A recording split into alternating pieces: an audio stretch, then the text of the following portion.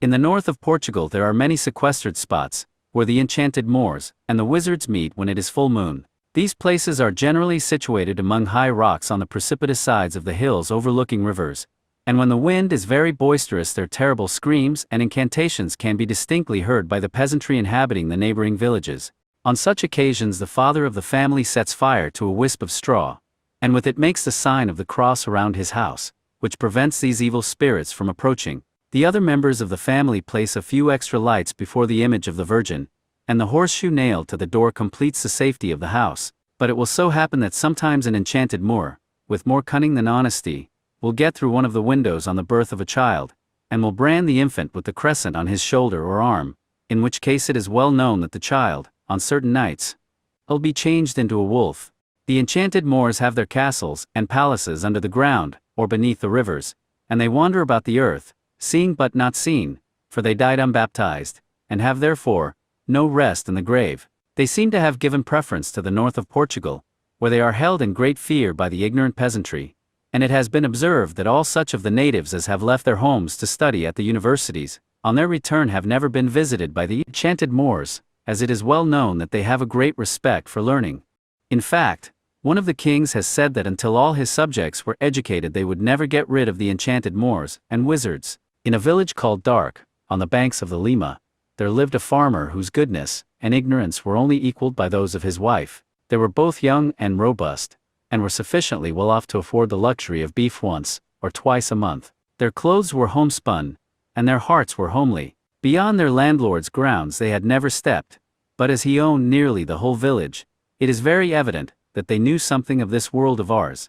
They were both born and married on the estate, as their parents had been before them, and they were contented because they had never mixed with the world. One day, when the farmer came home to have his midday meal of broth and maize bread, he found his wife in bed with a newborn baby boy by her side, and he was so pleased that he spent his hour of rest looking at the child, so that his meal remained untasted on the table. Kissing his wife and infant, and bidding her beware of evil eyes, he hurried out of the house back to his work, and so great was his joy at being a father that he did not feel hungry.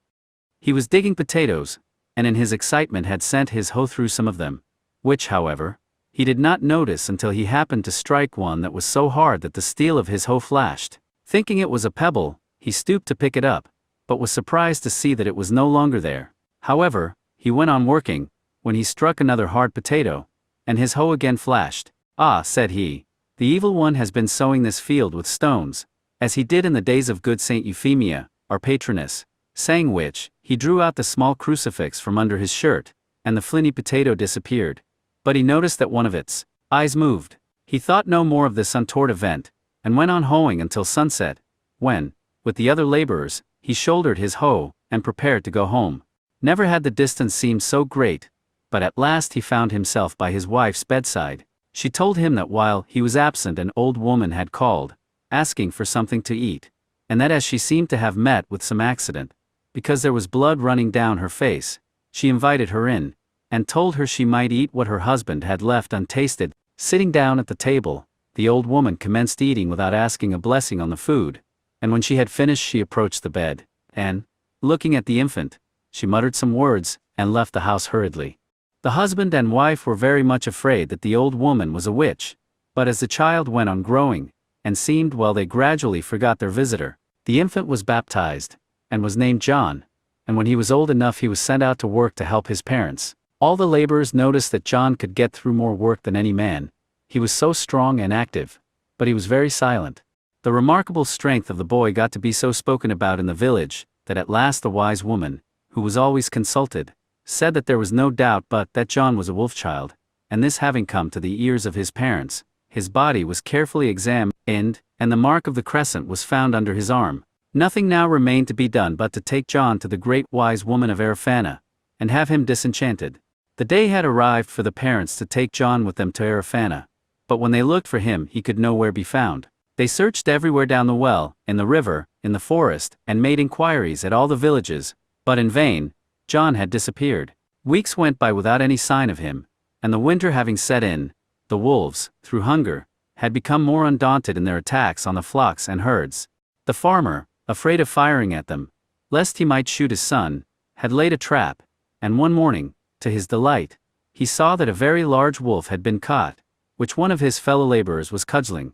Fearing it might be the lost wolf child, he hastened to the spot, and prevented the wolf receiving more blows, but it was too late, apparently, to save the creature's life, for it lay motionless on the ground as if dead. Hurrying off for the wise woman of the village, she returned with him, and, close to the head of the wolf, she gathered some branches of the common pine tree, and lighting them, as some were green, and others dry, a volume of smoke arose like a tower, reaching to the top of a hill where lived some notorious enchanted Moors and wizards, so that between the wolf and the said Moors the distance was covered by a tunnel of smoke and fire. Then the wise woman intoned the following words, closing her eyes, and bidding the rest do so until she should tell them they might open them. Spirit of the mighty wind, that across the desert howls, help us here to unbind all the spells of dreaded ghouls, through the path of smoke and fire, rising to the wizard's mound. Bid the cursed mark retire from this creature on the ground, bid him take his shape again, free him from the crescent's power, may the holy cross remain on his temple from this hour. She now made the sign of the cross over the head of the wolf, and continued, River, winding to the west, stay thy rippling current, stay, Jordan's stream thy tide has blessed, help us wash this stain away, bear it to the ocean wide, back to Saracenic shore. Those who washed in thee have died, but to live forevermore. Then she sprinkled a few drops over the fire, which caused a larger amount of smoke, and exclaimed, Hie thee, spirit, up through smoke, quenched by water and by fire, hie thee far from Christian folk, to the wizard's home retire. Open wide your eyelids now, all the smoke has curled away, neath the peaceful olive bough. Let us go, and let us pray. Then they all rose, and the wolf was no longer there. The fire had burned itself out, and the stream was again running. In slow procession they went to the olive grotto headed by the wise woman, and, after praying, they returned to the house, where they found, to their delight, John fast asleep in his bed, but his arms showed signs of bruises which had been caused by the cudgeling he had received when he was caught in the trap. There were great rejoicings that day in the village of Dark, and no one was better pleased than John at having regained his proper shape. He was never known to join in the inhuman sport of hunting wolves for pleasure, because, as he said, although they may not be wolf children, they do but obey an instinct, which was given them, and to be kind-hearted is to obey a precept which was given us, and, owing to the introduction into Portugal of the book, in which this commandment is to be found, wolf children have become scarcer, and the people wiser.